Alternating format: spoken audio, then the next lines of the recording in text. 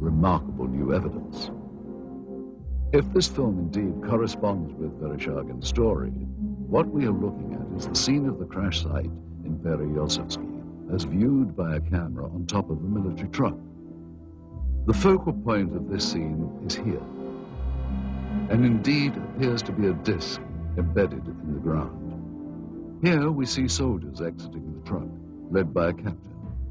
The troops are met by another officer, this one a major, and then they join other soldiers and officers already on the scene.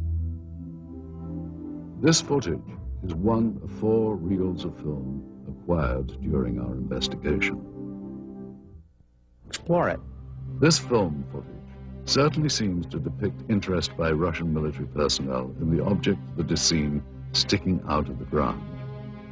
Soldiers, officers, and civilian-clothed agents are deployed around the site, and they appear to be both guarding and examining the object. This is what we found on one of the 4 reels of film obtained in Russia. After viewing the footage, we were able to determine that it was most likely shot with 2 separate cameras. One apparently a handheld camera, which starts out on the approaching truck, and a second one seen here on a tripod.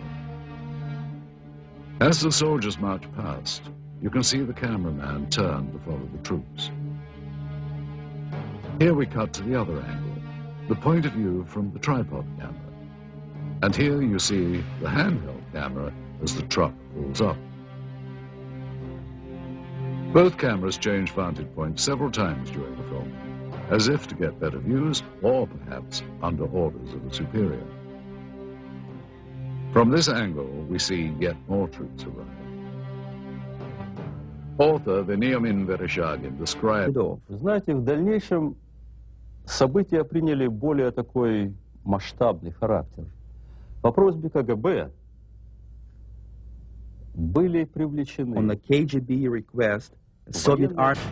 And here you see the man who is probably the head KGB agent directing the cameraman to point his camera toward the disc. A total of almost 1,200 feet of negative were recovered just on this crash site. It is possible that more film was shot, but this is all that we were able to obtain. None of this film depicts the removal of the disc itself, and at no point do we see inside the object.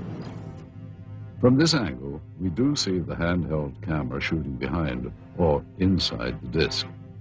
However, that footage, if it was in fact ever shot, was not included in the cans of film we acquired.